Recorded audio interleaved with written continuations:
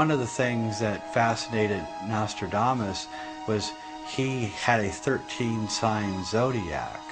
We have a 12-sign zodiac in our world today. And this 13th sign was between Sagittarius and Scorpio. It's called Ophiuchus. Ophiuchus is called the secret sign, and it's noteworthy that it is the 13th one, the unluckiest number according to numerology. Ophiuchus, a Greek term meaning serpent holder, is clearly depicted on the front of the church, some say, and also in the Lost Book. It is this constellation and its position in the sky that holds a critical clue about the last days. Ophiuchus crosses the celestial equator just at the point where the center of the galaxy meets the celestial equator. Now, in Nostradamus' day, they had no idea that there was such a thing as a galaxy, much less that there was a center of the galaxy. But all of these end-of-the-world prophecies, all of these connections with Judgment Day and the Apocalypse and so forth, are all connected with a certain alignment. And that alignment is when the sun tends to fall into Ophiuchus, into the gap in between Scorpio and Sagittarius. It is in this very gap, in the area between Scorpio and Sagittarius, known as the Dark Rift, that the center of the Milky Way galaxy is located.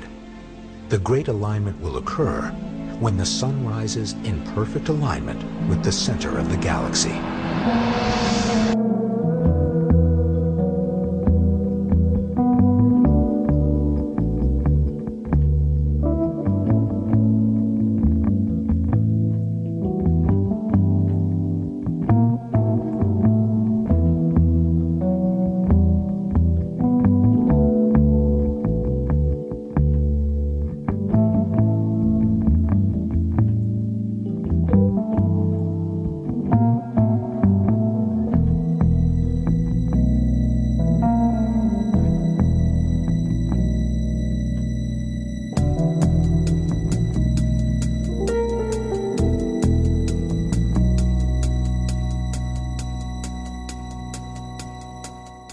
If you look at the zodiac and the four corners of the zodiac, there's something very interesting about its configuration in heavens.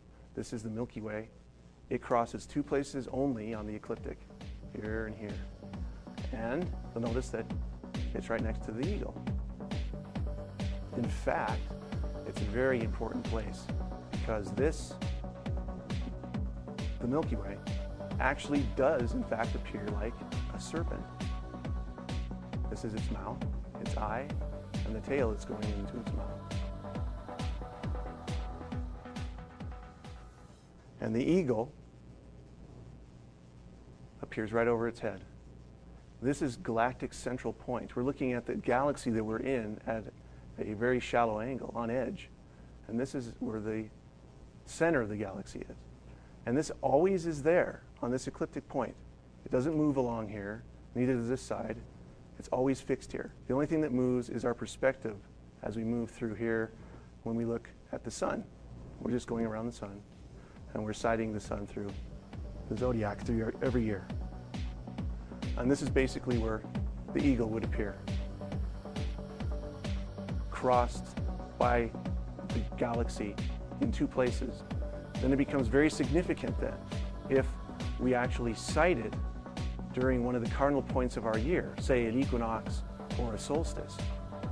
In fact, it's so significant that you'll actually, if you understand this, go back into history, you'll be able to mark this point in time here that takes, it's actually a quaternary point through the precession the last 25,920 years.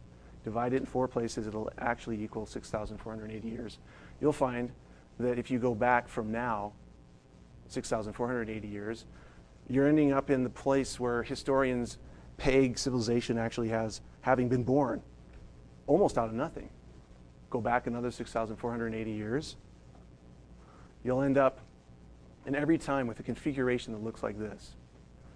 Geologists actually mark that year of two quaternary precessions with the division between the Pleistocene and the Holocene, where there was a massive global die-off. This is what this looks like. When you reach the point of the precession where you're at that middle place, where the sun's rising in the center of the galaxy. This is how the ecliptics align to it. And this will occur one day out of the whole year, but when this is aligned to one of our equinoxes or solstices, it takes on extreme significance because you have all the symbols connect at the same time. Here you have the primordial mound that the Egyptians were talking about, the nest of fire that the phoenix is born from, the sun rising in the nest, activating it, the center of the galaxy, and the ecliptic running through here. And if this is aligned with a solstice or an equinox, all the points are matching, because what it means is we've moved through a quarter of the precession, and big things happen then.